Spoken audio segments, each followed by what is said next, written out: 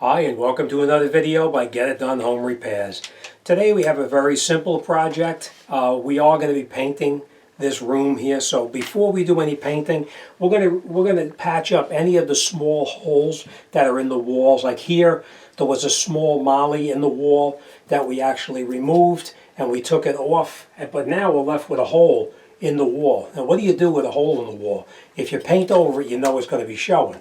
So what we're going to do is we're going to fill it up now with some spackle, and we're going to take care of that problem.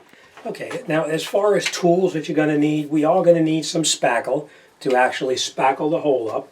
We're going to need a spackle knife that we're going to actually do the spackling over the hole with. And you're probably looking saying, what the heck is he doing with a screwdriver?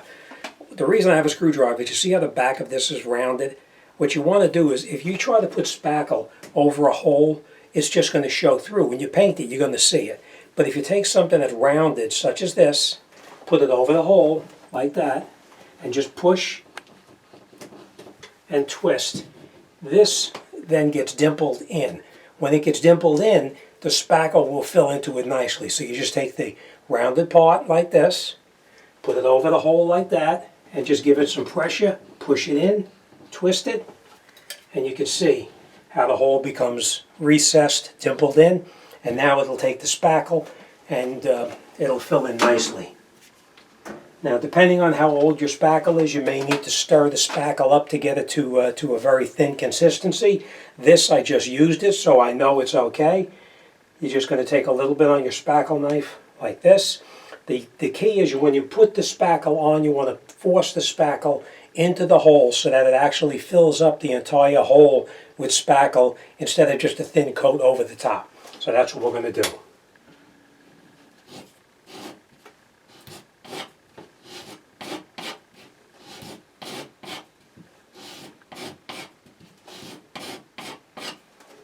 So what we do is we push the spackle into the hole and then we smooth it down. Now, as you can see, there's no spackle in here. You want to clean off any of the residue that's around the wall itself. Clean it all off. And then we're going to put the one final coat over the top of it. Again, pushing it in so that it pushes into that hole and it fills the whole length of the where the molly was in the wall.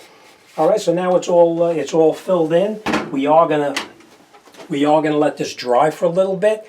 And after it dries, if it does have a little bit of still a recessed area, then we're just going to do the exact same thing again. We're going to put spackle on our knife, put it in here, smooth it out until it's nice and smooth all around the outside, and that's it. You're all set.